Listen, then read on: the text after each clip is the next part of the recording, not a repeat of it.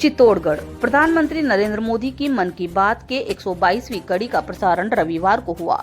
इस प्रसारण को चित्तौड़गढ़ विधायक चंद्रभान सिंह आक्या ने कार्यकर्ताओं और पदाधिकारियों के साथ द्वारिका धाम में इस कार्यक्रम को सुना। इसके पश्चात विधायक चंद्रभान सिंह आक्या ने कहा कि आज हम सभी कार्यकर्ताओं ने प्रधानमंत्री नरेंद्र मोदी के मन की बात कार्यक्रम को सुना, जिसमें मोदी ने विभिन्न विषयों पर खुलकर चर्चा की।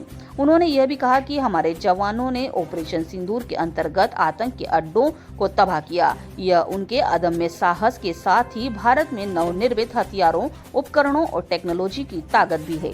वहीं विधायक आक्या ने कहा कि प्रधानमंत्री मोदी ने आज मन की बात कार्यक्रम में vocal for local, made in India तथा साथ ही अगले महीने आने वाले अंतर्राष्ट्रीय योग दिवस के बारे में चर्चा की है। वहीं इस अवसर पर अधिवक्ता ओम प्रकाश शर्मा ने भी कहा कि देश के प्रधानमंत्री नरेंद्र मोदी के मन की बात कार्यक्रम के 122वें एपिसोड को विधायक चंद्रभान सिंह और सभी पदाधिकारियों ने सुना, जिसमें प्रधानमंत्री मोदी ने कई मुद्दों पर खुलकर चर्चा की, जिसमें मुख्य रूप से भारत को आत्मनिर्भर बनाने के लिए विशेष रूप से जोर दिया गया। इसके साथ ही प्रधानमंत्री मोदी ने मधुमक्खी पालन पर भी विशेष चर्चा की। उन्होंने कहा कि प्रधानमंत्री मोदी ने पेपर रिसाइकलिंग पर भी चर्चा की है। चित्तौड़गढ़ से संवाददाता गोपाल चतुर्वेदी की खास रिपोर्ट।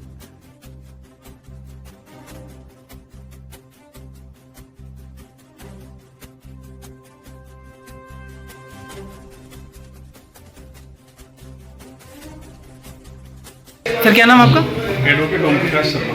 सर, आज प्रधानमंत्री जी के मन की बात सुनी है, यहाँ पर किस तरह की खास बात रही है इसमें? आज मन की बात के 122वें एपिसोड में देश के प्रधानमंत्री नरेंद्र जी मोदी ने पूरे देशवासियों को ये संदेश दिया कि सर्वप्रथम तो पूरा देश आत्मनिर्भर बने। आत्मनिर्भर के तहत उन्होंने शहद मधुमक्खी पालन पर उन्होंने विशेष जोर दिया था। और मधुमक्खी पालन के लिए जो पहले जितना यहाँ का जो टारगेट था, जितना मधु में शहद पैदा होता है, उससे भी कई गुना 1000 मेट्रिक टन उन्होंने शहद पैदा होने लग गया। एक उन्होंने विशेष बात ये भी संदेश दिया था कि पेपर रिसाइकलिंग, जो मतलब कागज होते हैं, कागज को वेस्टेज किया जाता है, जिसका कोई यूज़ नहीं होता है, तो कई राज्यों में उन्होंने पेपर रिसाइकलिंग के बारे में भी संदेश दिया था। और अभी वर्तमान में उन्होंने खेलो इंडिया माध्यम के तहत बिहार के अंदर कम से कम 5000 मतलब खिलाड़ियों ने भाग लिया और इस देश की प्रतिभाएं मतलब बढ़ती जा रही है। और ये मतलब मोदी जी के प्रयासों से खेल के माध्यम से प्रतिभाओं को आगे बढ़ने का मौका मिल रहा है और ओलंपिक तक पहुंचने का उनको एक मंच मिल रहा है। और साथ ही उन्होंने सेना के लिए ऑपरेशन सिंदूर की भी सभी को देशवासियों को बधाई दी है। और जो महिलाओं के जो मतलब मांगे जो सुनी हुई है, उसका उन्होंने मतलब एक सम्मान के रूप में जो पाकिस्तान को घुटने टिकाए हैं, उस बारे में भी संदेश दिया था। प्रधानमंत्री जी की मन की बात का 122वां एपिसोड था, क्या खास बात रही इसमें? आज प्रधानमंत्री जी ने देश के बारे में काफ़ी बताया। आज मन की बात में मधुमक्खियों के बारे में, शहद के बारे में, कागज़ पेपर के बारे में, रिसाइकलिंग के बारे में और खेलो इंडिया के बारे में, खिलाड़ियों के बारे में काफ़ी कुछ चर्चा करी और काफ़ी चर्चा सुनी है। और उनको क्रियान्वयन करने की हम सब लोग कोशिश करेंगे।